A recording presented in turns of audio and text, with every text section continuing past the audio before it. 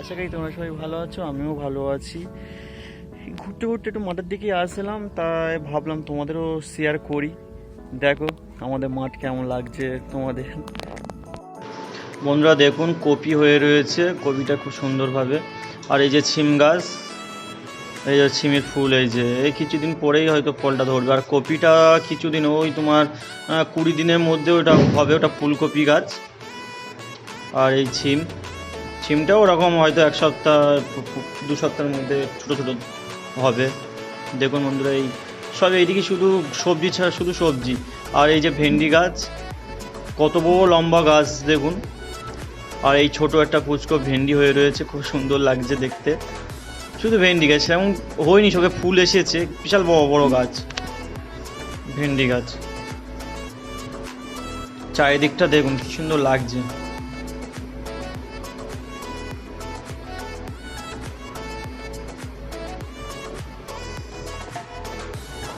দেখুন বন্ধুরা,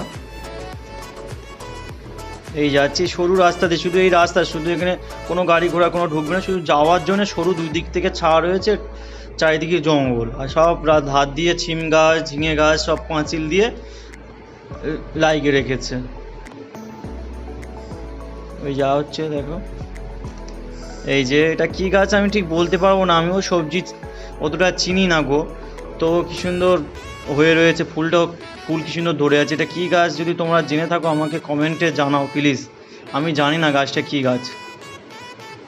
এইটা তো জানি কমরি শাক বলে একে, ঠিক আছে। এ দেখো কি সুন্দর ফুল ফুটে রয়েছে, হেবি সুন্দর লাগছে। ধান গাছ, এটা ধানগুলো খুব সুন্দর হয়েছে।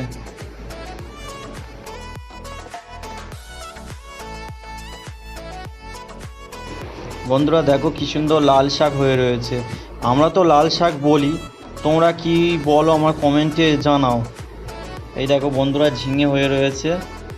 শুধু এখানে সবজি ছাড়া কিছু পাবে না, যেই মাঠটায় গিয়েছিলাম সেখানে শুধু সবজি চাষই হয়। খুব সুন্দর লাগছে। এই যে বন্ধুরা দেখুন, শসা কীভাবে চাষ হয়, এরকম প্লাস্টিক দিয়ে তারপরে শসা চাষ করেছে, যাতে শসাটা কাদা না লাগে, নোংরা না হয়, পোকা না লাগে, সব প্লাস্টিক দিয়া, যাতে ওই দেখুন বন্ধুরা, তেল মাছে পুরো টানা রোদ্দুরে কতটা কষ্ট করতে হয় তবে এই ফসলটা হয়। আমি যখন ভিডিওটা শ্যুট করছিলাম তখন বাজে 12:30। দেখুন কি সুন্দর পরিবেশ, দেখুন বন্ধুরা, দেখুন কি সুন্দর পরিবেশটা, শুধু গ্রিন দেখতে পাবে এখানে। দেখুন বন্ধুরা।